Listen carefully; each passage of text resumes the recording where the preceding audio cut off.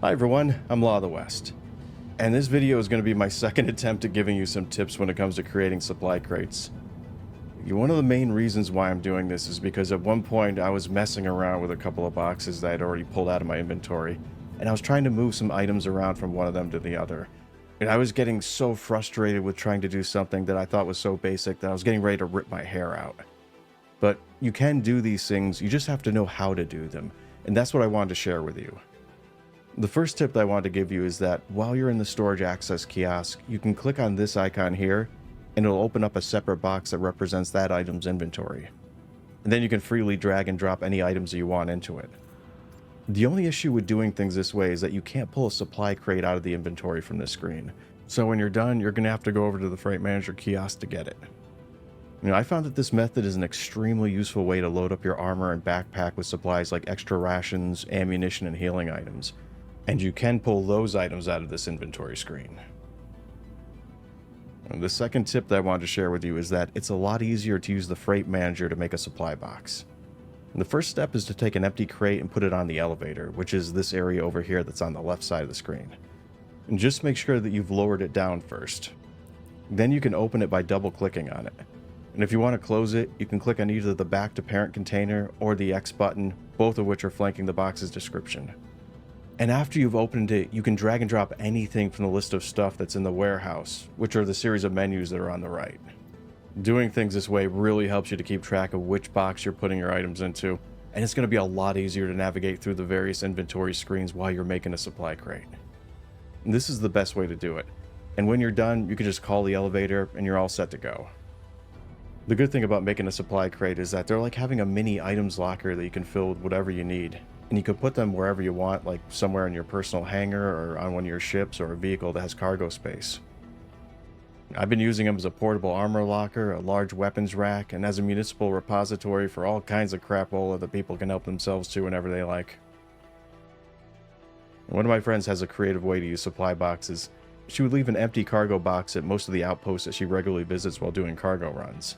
And then when she was auto-loading her ship with cargo, she'd go pilfering the outpost and leave all the items that she collected in the supply crate. And after she was done, she'd transfer it to the warehouse so that no one else could mess with it. Then after it was filled, she'd bring the crate back to her hangar. And this could also work at distribution centers.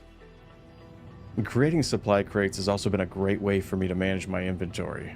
It kind of reminds me of what I do in a lot of open world games like Valheim or Subnautica, where the first thing that I do after building a base would be to start organizing all my stuff into a series of boxes. I'd suggest using 2 SU size crates for this whenever possible because they not only hold more items, but because smaller boxes can't carry things like one-piece armor sets and heavy weapons, while a 2 SU size box can. The last tip that I wanted to leave you with is about storing boxes within other boxes. And this suggestion is a little different from the others because it's something that you don't need to be at a storage kiosk or the Freight Manager to do, which means that you can do it at any time. The first thing that you're going to want to do is to group the boxes that you're going to be interacting with as close together as possible. Then hold F and left click on the largest box in the group to open up its inventory screen. You can press and hold the right mouse button to spin the camera around so that you can bring any of the other boxes that are around you into view. Then, if you place the cursor over any of them, they should turn blue. You could then drag and drop that box directly into another one as long as there's enough room for it. It can be a little finicky when you're trying to get the boxes out, so sometimes I had to right click on it and then choose drop item. And about 50% of the time it'll place the box right behind wherever your character is standing, while the other 50% of the time it'll chuck the box at your head and knock you clean off your feet. Why? Because Star Citizen never passes up an opportunity to assert its dominance. I said before to click on the largest box first, because there's a limit to how much you can put inside of it. Like for instance, if you have a 4 SU size box, then you're only going to be able to put 4 1 SU size boxes into it, or you'd only be able to put a couple of 2 SU size boxes inside of it. So it's not going to be a bag of holding like some people think. Putting boxes into another one can come in handy under certain circumstances. Like for instance, if you're cargo hauling and you accidentally end up buying a bunch of 1 SU size crates, instead of having to move them all by hand, you could get a larger box, then load all of them into it. That way you don't have to move one box into your ship, which also means you'd only have to offload one box when you go to sell it. You can also use that same trick to move the contents of one crate into another without having to use the inventory or the warehouse kiosk. You do this by placing 2 boxes into a larger one. And from there you can open both of them and then simply move the contents of one of them into the other by drag and dropping them. Well, that's going to be it for this list of tips and tricks that you can use for dealing with cargo boxes. I've been your host, Law of the West. Thanks for watching, and take care.